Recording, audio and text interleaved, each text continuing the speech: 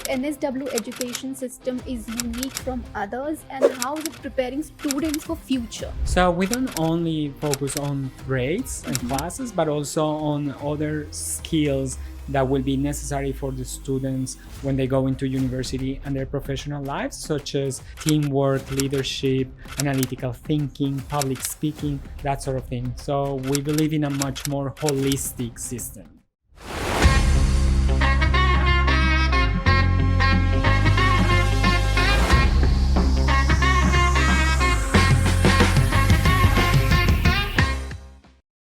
Hi everyone, welcome back to another episode of our ThoughtCast, where we bring you inspiring conversations at the intersection of the education, innovation, and global opportunities. And joining us today is Juan Ospina from the New South Wales Education Department, a passionate voice in international education and a strong advocate for student success. Welcome to the show, Juan. Thank you. Thank you so much for having me. Yes, my name is Juan Ospina, and I'm the Business Development Manager for the New South Wales Department of Education, based in Sydney, Australia.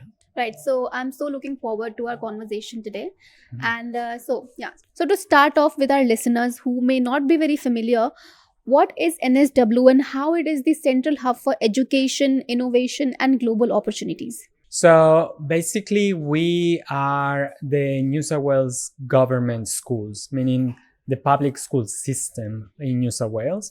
We have 2,200 schools across the state, approximately 800,000 students and 100,000 teachers. We are the largest education provider in Australia. Not even the largest university has as many students as we do. And we have approximately 2,500 international students in our schools who come to, most of them, to finish high school with us and then moving forward to universities in New South Wales and in Sydney. Right, so those are really great numbers. So do you have like students coming from all the nations across the country? Yes, we have very diverse number of students because we have different programs, and certain programs are very popular with some nationalities, some others with other nationalities. So in the main international student program, where the student comes to us to do primary school or high school, our biggest markets would be China, Vietnam, South Korea, Hong Kong, and Cambodia, and India is probably in the top 10. When it comes to students that come to our schools as dependents of their parents, because the parents are coming to work or they are going to do a PhD in a university or something like that, then India would be one of our biggest cohorts. And under those visas, we have approximately 22,000 international students in our system. So we're talking about really, really large numbers. Yeah, absolutely. So can you give us a quick overview of how NSW education system is unique, especially at the school level? So the New South Wales education, I would say, for example, if we compare it to the Indian system, where in India is very academically heavy and focused and very theoretical, our system would be slightly more holistic in the sense that, yes, it will have an academic and theoretical component, of course, but also we will put a lot of emphasis in soft skills such as teamwork, analytical thinking, leadership, teamwork, and those skills, research shows that is what the employers are looking in their staff or when they are hiring new staff. So that's why we have a very, very heavy emphasis on that. In addition to that, we have schools that specialize in arts or sports. We also have schools that specialize in STEM. And because we have such a large number of schools, we can basically cater to any needs that the individual may have. Right.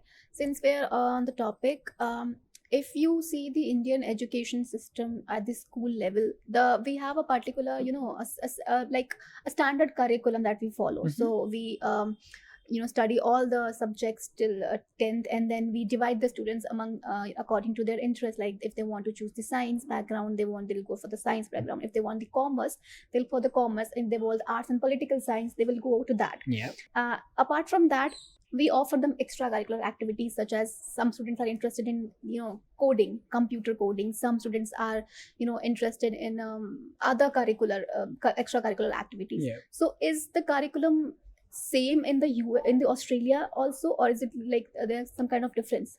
So in Australia, each state has Mhm. its own curriculum. So in New South Wales, it's called the HSC, which basically what it means is that in year 12, Mhm. the students will sit an exam. And in addition to their performance throughout the last 2 years, they Mhm. will get a score. And then eventually, when they finish year 12, they get the HSC. In other states, they have different curriculums. So in Western Australia, it's the WAYS. In South Australia, it's the SAYS. However, a student that graduates from our school in Sydney, if they want to go to university in the Northern Territory, they can do that. Right. It's recognized across the state. When it comes to electives, then yes, they basically can elect anything that they want, except for English and mathematics that are compulsory. The rest are all open for them to choose whatever they want to do. Our schools do have a lot of extracurricular activities. A lot of them, Australia being a very sporty nation, then there will be a lot of sports. But as I mentioned, there's schools that are specialized in the arts. We have schools that will have very strong music programs, dance programs. So yes, they will have a lot of different activities besides the normal classes. In addition to that, all of our schools have homework centers open before the school opens and after it closes, so that if the student would like to do the homework in the school supported by school staff, rather than being at home doing the homework on their own, they can do that at the school, and that's open in all of our schools as well. So we have actually seen the schooling thing in the movies and the web series only, the Australian and the Western using schooling thing. So is it like the same, or is it rigorous and you have to just do study and homework and upgrade, get good grades and hone your skills and everything? Or is it like the fun part element is there? Is it like balanced? So to start with, the day is actually in Australia is a lot shorter than here in India, and definitely a lot shorter than in many other Asian countries, which allows the student to be able to participate in other activities once they finish school, because they usually will finish school between 3 to 3:30 p.m., which means that they still have a very decent time free to pursue other interests. So I guess that's the fun component. But there are a lot of activities that are also part of the school system. A lot of the schools will have study tours or excursions. Right. They will have presentations. Many schools will have theatrical troupes and drama clubs. So if you compare it to what you see in the TV, yes, a lot of elements are real. However, the Australian system is very different to the American one. Extremely different. While we do have elements that might be similar, it's not like the American system. Like we don't have the varsity clubs and all that sort of thing in Australia, which might be a good thing. A lot of our students will practice sports. So many of them after school will go to their clubs to do the different sport activities, either swimming, cricket, depending on the season, Australian Football League. So yes, I would say that because the academic day is a lot shorter, it definitely is open opportunities for the students to pursue other interests. So let's talk about 21st century skills. How is NSW adapting their teaching styles to prepare students for the future? So in the New South Wales Department of Education, the department itself has its own chat GPT, if you want to call it, AI. And the staff and the students are encouraged to use it. However, of course, this is a new arena that we all have to learn to navigate. Right. And the technology is moving so fast that it's hard to keep up with it. But we do try our best to expose our students to the latest trends and technologies, so that they are not disadvantaged when they move to university or when eventually go and look for jobs. Funny enough, even though like we embrace technology in our schools in New South Wales, the mobile phones are actually forbidden. Forbidden in the sense that the students will not have access to them. So in many schools, what they do is they have locked pouches where the student will put the phone during the journey of the day at school, and then he or she will be able to retrieve it once the school is finished. And that is with the sense that we want the students to try to be present and focus on their studies, rather than on social media, I guess.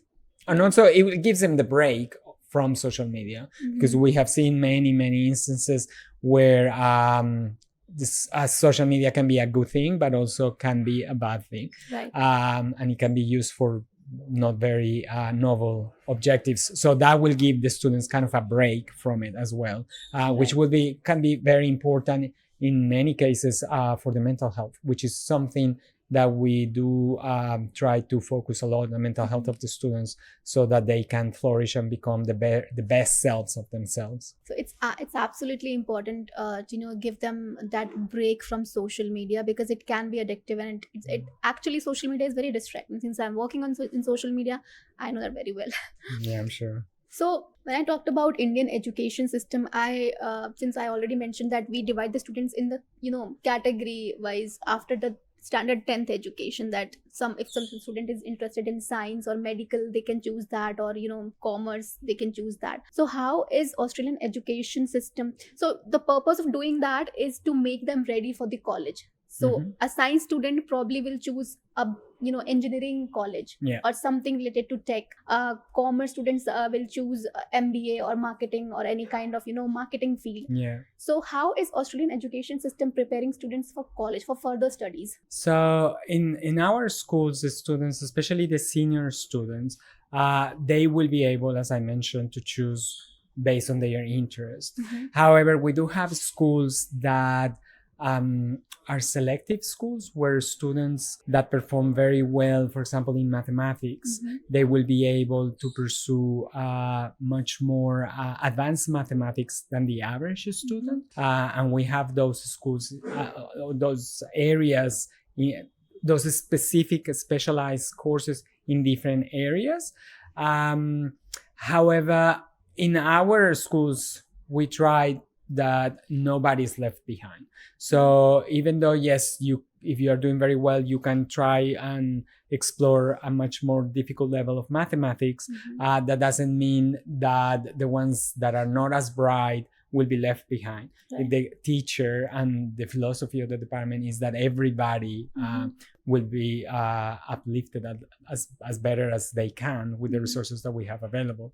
But it is actually up to the decision of the student to choose which subjects they will take, depending on their interest. What we do have a lot of support in is in career counseling. So all of our schools, and for international students, we have the International Student Coordinator, which is the main point of contact of the students to try to figure out what are their strengths, what are their weaknesses, and based on their interests and what they think they will study in the university, then choose the different subjects that will help them transition to university in a much easier way.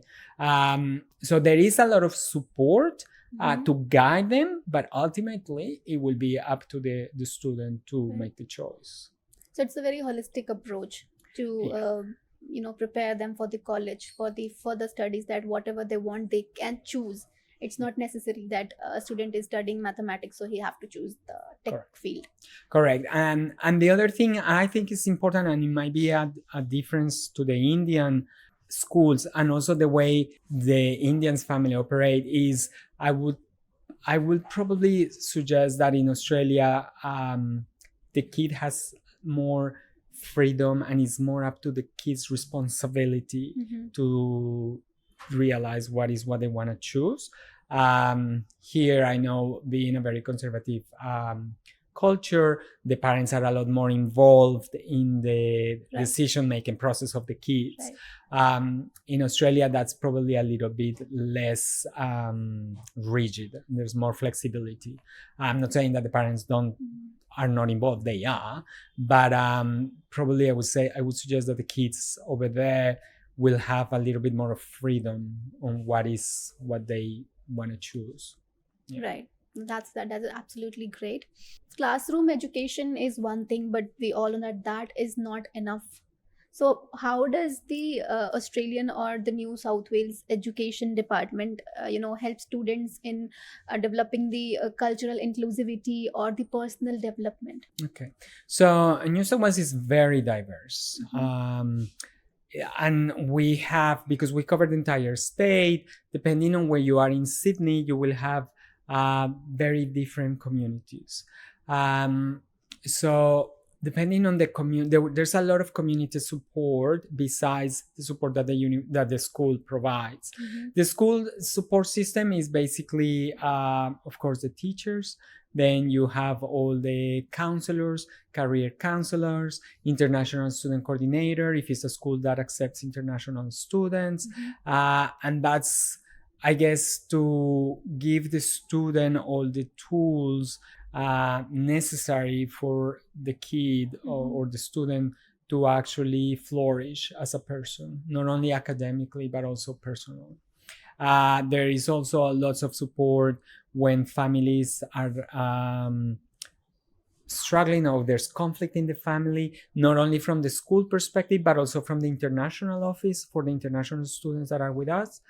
We have a whole team that only supports students in these sort of cases. So yes, since I guess since COVID, there has been a shift where we put a lot more emphasis in mental health. Right. We also don't know we're just starting to see the impact that the pandemic had, but we have anecdotally, I could say that there has been an increase in those cases where there's additional support needed because of the really difficult times we faced some years back. Very important. Mental health is actually very important, and since students go to a very different place in a very different surrounding, so they sometimes feel left out, they sometimes feel they don't belong here. So nurturing the mental health is, I think, the utmost important thing. Yeah, and the other good thing that New South Wales has is because it's so multicultural. Whenever we accept international students in our schools, most probably they will not be the only student with a foreign background. Of course, these are the schools where Australians send their kids, so there will be a lot of Australians, which is one of the advantages of coming to our schools, because in other education providers like foundation programs or even just going directly into university, a lot of international students complain that they don't have access to the locals, that it's hard to make friendships with Australians. That's not our case because the school is just full of Australians.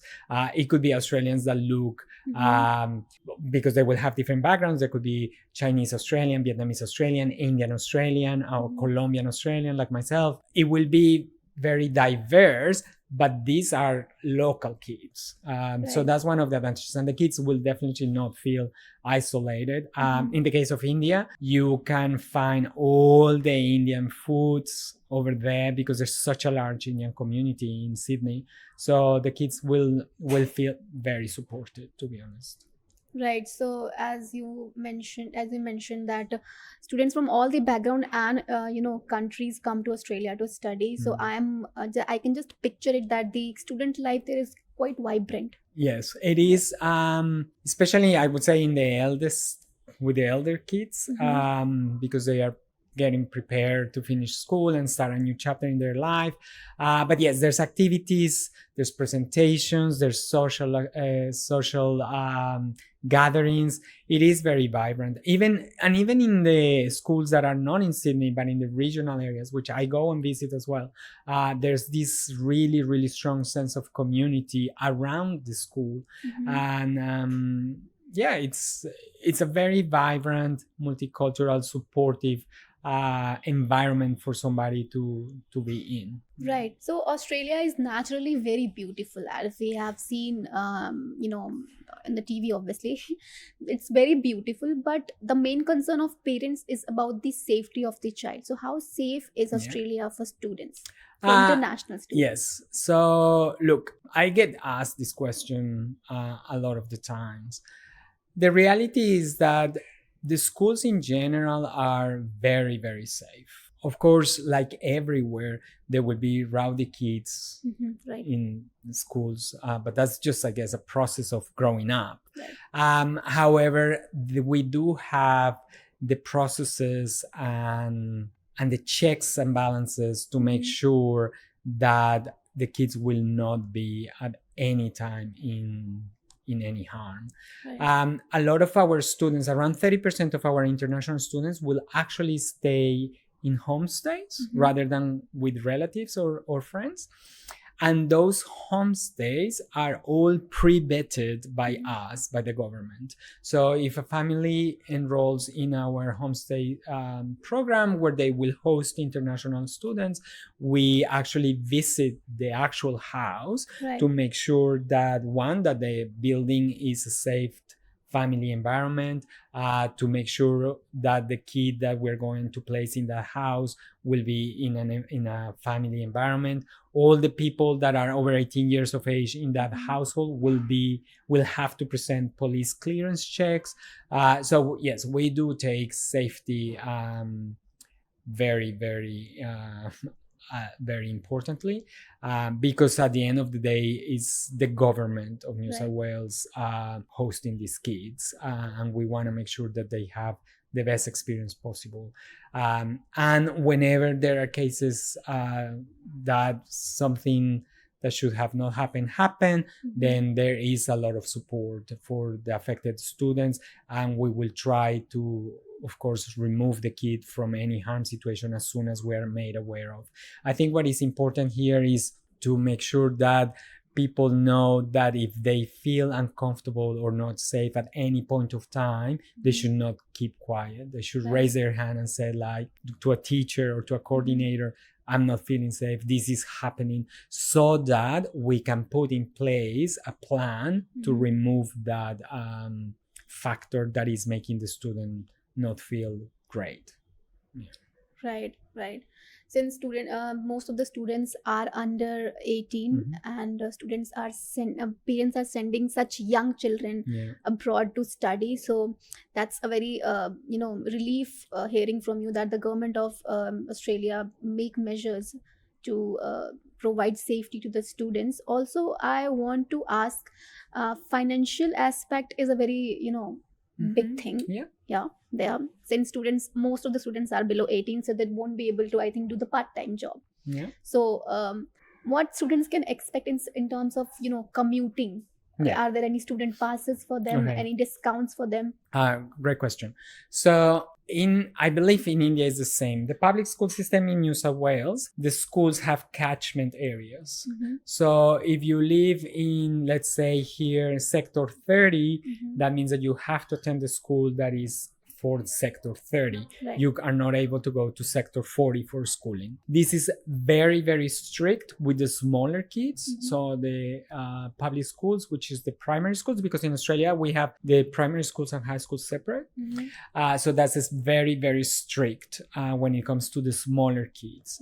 And in fact, many of our schools will require, as part of the application process, that the family demonstrates that the kid will live within the catchment area before they apply. With high schools, with the older kids, there's a little bit more flexibility. However, some schools would be very restricted on the capacity that they have to accept kids from other areas.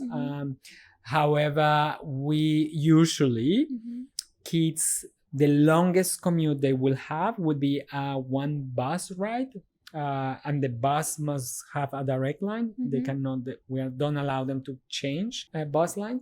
But the reality is the majority of students will probably walk because they live close enough. Sydney is a big city, but it has very, very good, safe, efficient public transport system. and the traffic is definitely a lot a lot kinder than the traffic here in Delhi. But the majority of students will actually walk Right. to school. Yeah.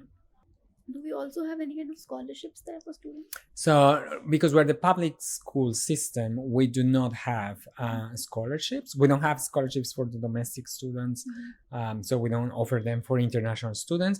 However, our fees are a lot more what's the right word? Reasonable than many of the international schools here in India. At the moment, of course, the fees change, but at the moment, the tuition for year 11 is around 18,000 Australian dollars per year, which it is actually quite competitive when you look at some of the fees that families pay for international schools in other countries. So yeah, that's the answer to that. Okay, good. Also, I wanted to ask you about this question. Like, since you mentioned that we place students with the families, so I wanted to ask the process, that how do you choose the family, or does the parents, the family here in India is like, they will they get to meet the family there first and then allow it? Okay, so at the moment, the majority of Indian students that are with us, they live with either a friend or a relative. Okay. However, in other markets, like Vietnam, for example, up to 35% of all the Vietnamese students that we host live with homestay. So the way the homestay system works is when the student applies through, let's say, AECC, then they need to indicate in the application that they will require a homestay arrangement. And then based on that request, we, the department, will start looking with our homestay providers, a family in this near the school that the student wants to go to. Of course, like here, there are areas in Sydney where it's easy to find homestay. There are some other areas where it's not as easy. So we have to keep that in mind. By the time the family usually doesn't meet the other family in advance. However, we do guarantee that all the families selected for this program have already complied with all the checks that we require them, and we would have visited the family as well. Either us, the department, or one of our third-party providers that help us with this process. And then we do have certain guidelines for the families when it comes to how many students can they host, what's the nucleus of the home, of the household, the environment that the student has to have, access to bathrooms, sharing of a bedroom, and all that. All that is already pre-stipulated before these families sign the contract with us. And then they all have to have working with children's checks, which is the same. It's a very similar process to when a family here decides to send their kid to a friend that lives already in Australia. We still do all those checks to make sure that even though they know each other, that the kid will be placed in a house that fulfills all the requirements that we have when it comes to these sort of situations. So it is very well regulated. In the international office, we do have a team that one of their major roles is to deal with the homestay situation, because we are quite aware that we're placing small kids in a house, and that for us to be able to give peace of mind to the parents overseas, we need to have pre-vetted these houses thoroughly before we place a kid in there. Right. So the parents here are assured that their kids are going to be placed in good hands. Yes. Get good houses and hands. Right. Otherwise, if that's the case, we will actually say, yeah, I'm sorry, we do not have a homestay available. Also, another thing that is important to notice is homestay is available only from year 9 and above. If a family here wants to send a younger kid than year 9, then there's two options. One, that the kid stays with a close relative in Australia. If the kid is between level at least year 5 and above, or if the kid is in primary school, the only option is that one of the parents travels with the kid to Australia with a guardian visa. Oh, okay. And how long they can stay with the kid? As long as the kid, so basically the parent is the dependent on the kid's visa, and it's the guardian, and so the sole responsibility of the parent will be to basically look after the kid. Guardian visas do not allow parents to work, so it's important they are aware of that, because they are there just to basically Cater to the children. care for the kid. Yeah. Right.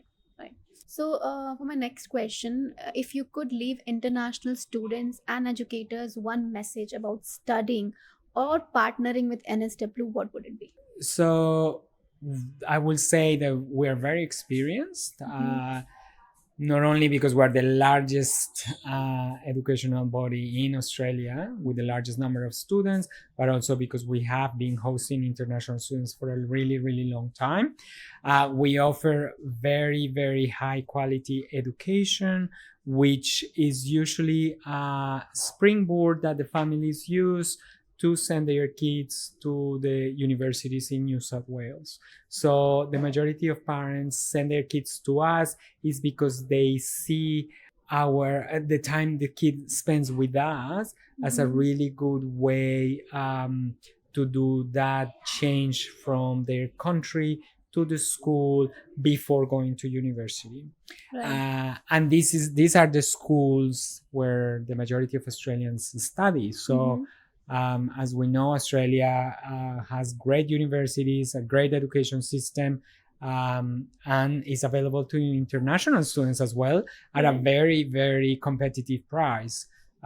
So yes, my advice would be have a look. If you have any questions, come and talk to AECC. We will be able to clarify any doubts or queries that they might have before they decide to send their kid. We have 4 intakes a year, so it's quite flexible. And yeah, we are very proud of our system, our schools, and the results and careers that our students end up having once they leave us. So, do you have any kind of story for us that is truly inspiring? Yes, I do. One, actually, we have many, but I have one that actually shows the quality of our schools, not only in the academic side of things, but also in the extracurricular activities.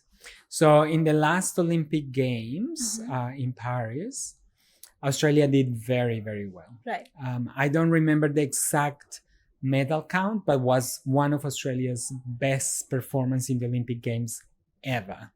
Probably Sydney would have been better, but this was close by. More than 50 of the medals that the Australian team won in Paris were won by students who graduated from our schools. That's great. That is more medals than many countries. Right, absolutely. And this is just New South Wales. So that shows, because for a kid, not for a kid, for an athlete to go and perform at this level, that means that a lot of effort and a lot of time and quality education support has been in place so that they can perform to that level. And we are extremely proud of that. Right. So Australia actually always does very good in Olympics or any kind of sports or athletics. If you mention, I think Australian people are very fit and athletic. I think it's the environment that gives them that leverage and that upper hand. Also, if you could just give one advice or tips to the future students who are planning to come to Australia to study, or maybe parents, that what they can expect when they land in Australia or when they come to Australia. Right. So my advice, and this comes, I was an international student myself 3 times in the US, in Europe, and in Australia. For any person that is thinking of studying overseas, either in school level or university level, I think it's of paramount importance that they have the best language skills they can have. Why? Because the better the speaking of the language, the better command of the language of the country where you're planning to go is, the easier the whole transition will be, not only in the academic side of things, but also trying to find jobs, also networking, social. So yes, I cannot emphasize this enough, but language plays a very, very important role in this.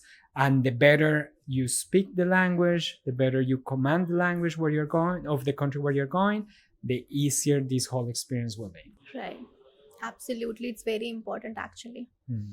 So thank you so much, Juan, for joining us today and answering all these questions very patiently and in a detailed way. I think it's going to help a lot of students who are confused whether to go straight to Australia or not. I think this clears a lot of doubts. So thank you so much for coming here again. No, thank you so much for having me. And yeah, I hope the session was very informative. And of course, if you want additional information, please reach out to AECC or visit our website where all the information is publicly available. And hopefully that will give you a really good idea of what to expect and what we offer in the New South Wales government schools. Right. Thank you.